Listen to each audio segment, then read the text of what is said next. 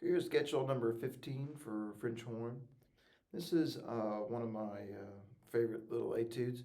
It's also in the trumpet book. It's a very nice etude. It explores a lot of variation in articulation. Uses a couple accidentals. We've got an F sharp, second valve, and even a G sharp trigger 2 3, same as A flat in the third phrase. Let's look at this first phrase. Now, what we want to do is be sure we get the F sharp and also make sure that the tongue notes are tongued and the slurs notes are slurred, okay? So let's be sure and do that. Let's hear this number one kind of slowly. One and two, three, and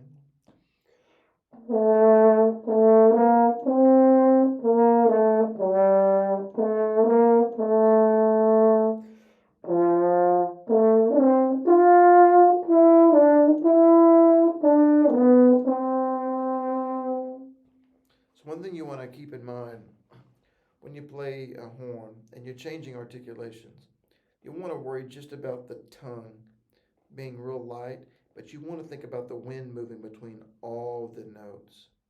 I got kind of cute before the last G I played, and because I let off the gas on the wind a little bit, I lost a little bit of the continuity of the buzz, and you notice the pitch started to sag. I'm going to play this again, and I'm going to focus on putting more air in between the notes.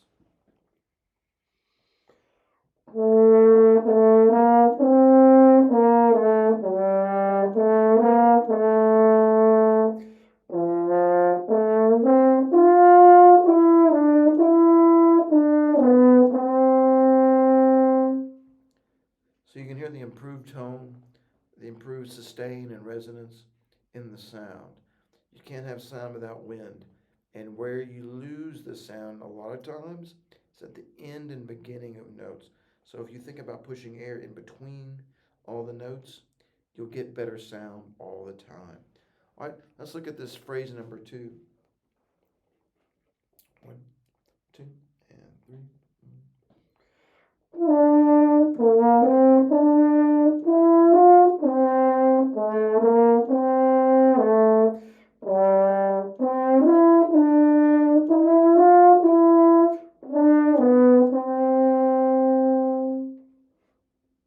So watch out for the F sharp coming down on there. Just remember, there's a general rule of thumb. Any note that's above a G, you're going to throw that trigger on there. It's going to be slot the note a lot better, even if you could play it without the trigger. You want to use that trigger to get you that note accuracy a little better.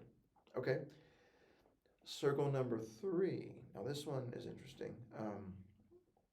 I'll explain something you might try. Um, First, we want to play very piano, and then it has a dynamic boost up to mezzo forte a little louder in the third measure of this. Let's just hear this number three first.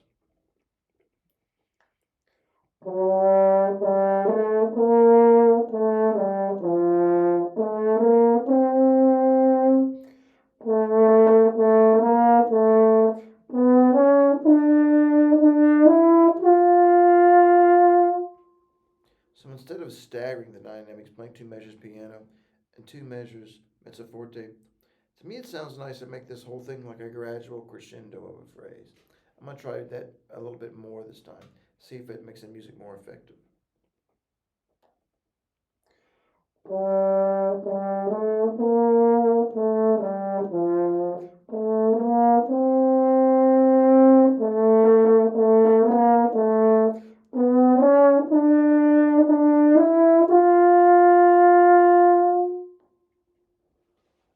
Okay, there's that one. Here's number 4.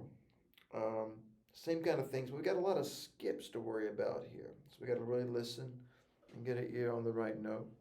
Here's number 4, and I'll show you a trick you may want to explore on this one.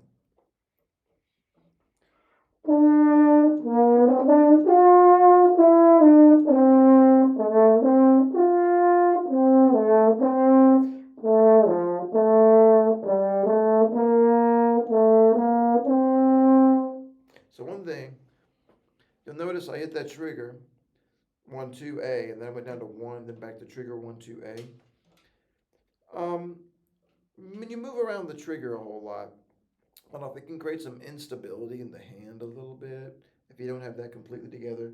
Some people have some nice things to help them keep a maintained position with their left hand on the horn. If you don't have one of those things like me, you may consider playing all the first 4 notes on this 4 phrase here with all trigger.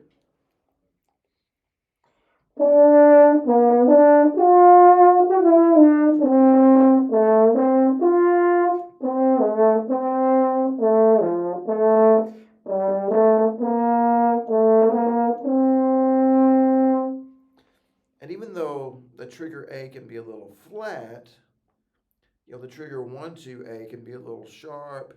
So to me, it's kind of a toss up if you're playing it in a solo kind of tryout situation. To me, I would pick the fingering that would allow me to play the most securely as far as the accuracy on the notes.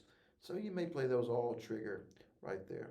And the same thing here at 5, because we have a piano, you may want to have that extra little boost of confidence and security. Here's a circle 5. 1, 2, 3.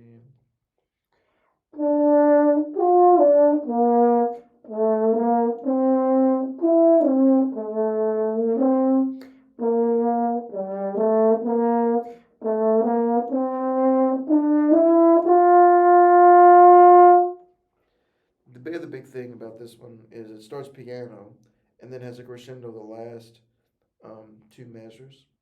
Here's a spot where I would hold off on the crescendo as long as I could.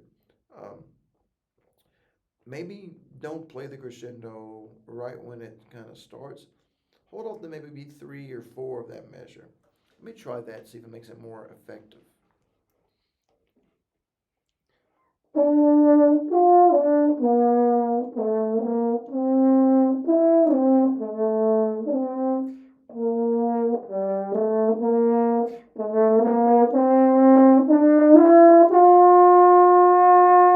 And also crescendoing straight through the last note will help that too. So that's number 15. I hope that's been helpful for you. And get to practicing. French horn is all about consistency and practice and practicing a whole lot. French horn is a difficult instrument. You cannot shortcut it. There's no shortcuts. You have to practice diligently every day, or you will never, ever achieve success on a French horn.